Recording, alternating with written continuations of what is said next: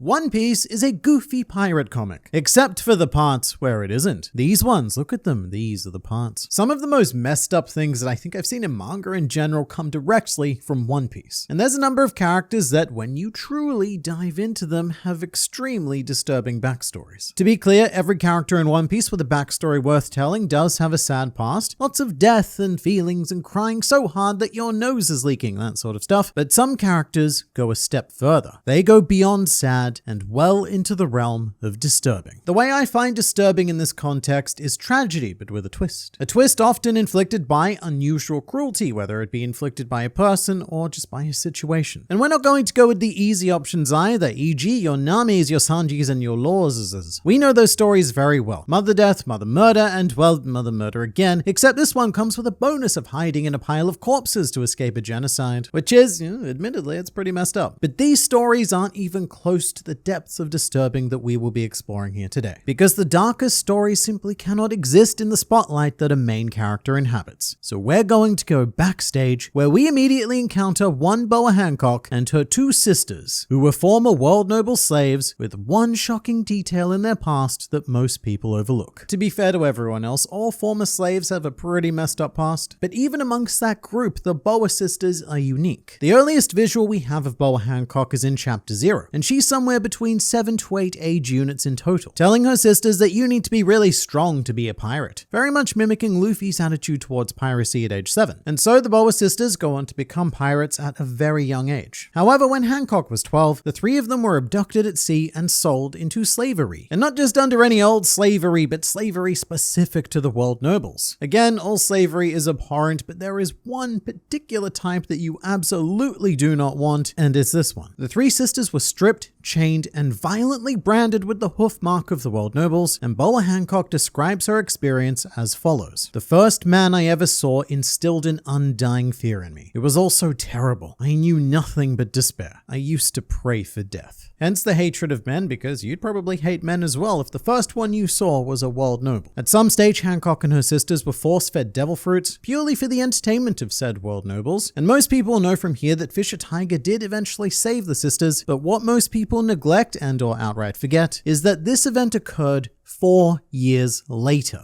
4 whole years. And you know what? The fact that they were even alive after 4 years is astonishing. Although I don't know whether to call it fortunate or unfortunate, because some interpretations argue that there is implied sexual assault in Hancock's story. It's nothing that's ever been confirmed by Oda, but it's also not in any way out of the question. The world nobles represent the very worst that humanity has to offer. And looking at this fictional pirate comic realistically, there may be a reason why 3 beautiful women survived for 4 years, where many slaves don't even survive a week. It's also one of the rare cases of active PTSD in One Piece, because just thinking about the past mentally broke Sandersonia. It was not a pleasant time, to say the least. And also, this story doesn't yet have a good ending. In a weird way, the Boa sisters never escaped. They still live in the world controlled by their tormentors, and up until recently, they were a key part of upholding that power system. So they were freed simply to serve again. For a change of pace, let's step back in time now. Let's say about 63 years, and let's pick an island at random, and Elbaf it is. Well, on this island is the story of a cursed child, a non-Harry Potter cursed child, with a lot less time travel but a lot more cannibalism. And said cursed child is Charlotte Lin, who at heart was just a kid who wanted a family. However, time after time, she was either abandoned by those who couldn't handle her or used by those who thought they could. The best case scenario for the life of Charlotte Lin was being sold into slavery to the world government by Mother Carmel, a thoroughly disturbing character in and of herself, pretending to be a kind parental figure,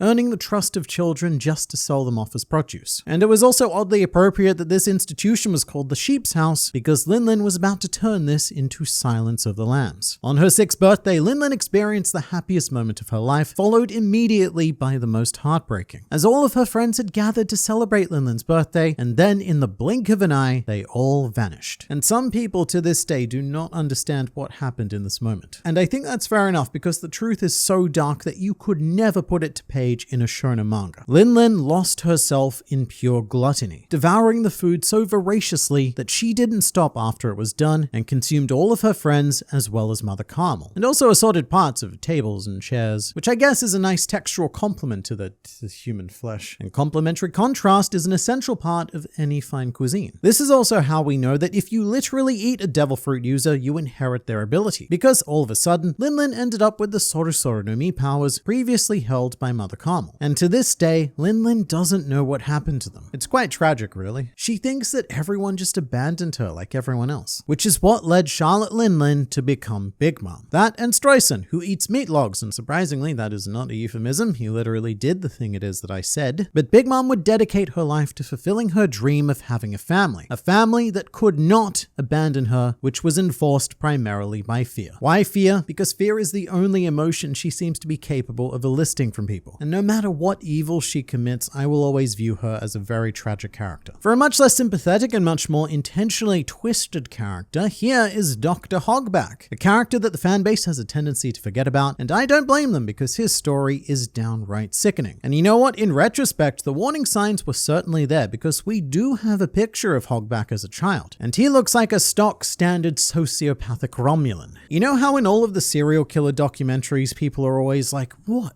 Him? He seems so normal, so average. Why would I, an also average person, suspect him? Well, Hogback is the opposite. He seemed so suspicious that apparently he was too suspicious to suspect. To add to that, Hogback was a legitimately good, nay, a great doctor, hailed as a miracle surgeon, and even admired by cotton candy lover Chopper. But one day, Hogback fell in love with a theater actress named Victoria Sindri, who promptly turned down his marriage proposal. And unfortunately, soon after this, Sindri would suffer a fatal accident and passed away. Wait, did I say unfortunately? Because that's wrong. This is Hogback we're talking about. So this was most fortunate indeed. Dr. Hogback saw this as a valuable second chance. His obsession with Sindri was so profound that he stole her corpse and reanimated it using the shadow of another woman named Margarita, all thanks to the shadow shenaniganry of one Gecko Moria. But the thing is, he didn't just want to bring Sindri back to life. No, that would be too simple. He wanted to, in his hog mind, improve Sindri by making her into a woman who could not reject him, which worked. And Hogback would consistently exercise this power by physically beating zombie Sindri, and she had to obey each and every order. There is a slight positive ending for someone in this story though, because after Thriller Bark, Margarita did get her shadow back, and Sindri's corpse was assumedly finally allowed to rest. Although actually, who knows? Hogback may still have Sindri's corpse in his possession because he is still alive, even though we have yet to see him post-timeskip. Now next up are some characters that we've seen exclusively post-timeskip, and this is such an underrated moment when it comes to twisted and disturbing. Fukaboshi, Manboshi, and Ryuboshi, a trio of merman siblings that never get talked about in any context really, but they have one of the toughest moments in the series. When their mother Otohime was murdered by racist scallywag Hody Jones, they did not have the luxury of mourning. The brothers had to immediately act to prevent Shirahoshi from using the power of Poseidon, which would have potentially destroyed Fishman Island. So as their mother slowly died in front of them, Manboshi and Ryuboshi started singing and dancing to distract Shirahoshi, whilst tears endlessly flooded down their eyes. Even Fukaboshi had to put on a smile, even though he didn't dance. And it's one of those gut punches that Eiichiro Oda is so annoyingly good at. It's very similar to Toko watching Yasu die, but not being able to do anything except laugh due to the smile fruit. But I just wanted to throw that in because it's a moment that I never see talked about. But let's get back to the truly twisted. Kurozumi Kanjuro might be one of the most bleak and twisted characters to have ever existed in One Piece. I should say that the story of the Kurozumi clan in general is one of the more weirdly dark aspects of One Piece, because the entire clan were hunted by the people of Wano under the rule of the Kozuki clan, aka our heroes, who did absolutely nothing to stop it and may very well have endorsed it. Wano has a very questionable history. But Kanjuro was born into a theater troupe, and he had the experience of watching his parents get murdered on stage simply because they were Kurozumi, which seeded Kanjuro's lifelong convolution of fiction and reality. Because if his parents can be killed for real in a fictional story, then surely he can play fiction in reality. And I want to pay special attention to the way Oda draws Kanjuro in these flashbacks. Because unlike, I think, literally every other character in the series, Oda purposely draws Kanjuro without form, visually depicting that Kanjuro has no sense of self. He is malleable and versatile, like a really moldy old ditto. And the way Kanjuro dealt with his trauma was via escapism. He decided to play a character, and as it so happens, up-and-coming director Kurozumi Archie was developing a play with the perfect role for Kanjuro. It was a bit deeper than that though, because this escapism escapism was meant to be more permanent in nature. In Orochi's words, "You will live your life as a Kozuki, and ultimately, without a single soul noticing, you will die as a Kozuki." Words which made Kanjuro happy, genuinely happy for the first time since his parents died. He then acted using the only thing that he knew as inspiration, which is death, lots and lots of death, taking on the role of a grave robber, stealing hair from corpses to make brushes, and acting so loyal with the aim of one day being killed alongside Odin and the rest of the Kozuki clan. However, on the night of the show, Kozuki Odin decided to do a bit of improvising, which really messed up the scripted ending of this play. Although in the end, even with all of the time travel stuff, Kanjuro died quite satisfied. He performed his role to perfection, and when he dropped the Kozuki character, he did eventually turn back into the blob that Oda originally depicted him as, with his final legacy being the cousin bull, declaring that his final performance would be the glorious death of the Kurozumi clan, which came to fruition, as not only Kanjuro but also Orochi died, and the final remaining Kurozumi, Tama, doesn't even know she is one, so the clan is effectively dead. But elsewhere in the world, a child was being born who was never considered alive to begin with. Her name is Baby 5, a comic relief character with a seriously gut-wrenching past. The gag is that she'll do anything as long as you say that you need her to do it, because she has this crippling desire to be needed, which garners pretty, admittedly, funny results, but the history behind these quirks makes me feel bad for each and every time I've laughed. As a child, she wasn't even raised as a human. She was born in a very poor village to very poor reception. One other villager rebuking Baby 5's mother by saying, "Why did you have the child? It won't be of help for years and it eats plenty." And so her mother abandoned her in the forest with the parting words, "You're no use around here. You're unwanted and unneeded." So as a child, the only value in her life was usefulness. And so that's why in the present day, Baby 5 would happily take her own life if it was of any usefulness to someone else. And in case you haven't realized it by now, the reason why she's called Baby 5 is because her mother didn't even bother to give her a name. To her and the rest of the village, this was just child number 5, hence Baby 5. But even her disturbing backstory pales in comparison to fellow Dressrosa alumni Admiral Fujitora. And this is a unique one because we still don't know the full extent of his mysterious backstory. However, what we do know for a fact is that it definitely belongs in this video. During his life, the evils Fujitora has borne witness to were so severe that his solution to the problem was to blind himself so that he would never have to see them again. And to be clear, we're not just talking one evil singular. We're talking a series of horrifying evils plural throughout his life that led him to this drastic decision. Imagine being in a position where you're seeing so many endless atrocities committed in front of you that your only solution to keep on living in this world is to literally blind yourself. And this also has a twist of modern day tragedy because the only time that Fujitora has ever questioned this decision was the end of Dressrosa, where he actively wanted to see Luffy, with this moment being the only thread of hope that Fujitora has ever experienced. So let me know in the comments, what do you think Fujitora saw that drove him to blind himself?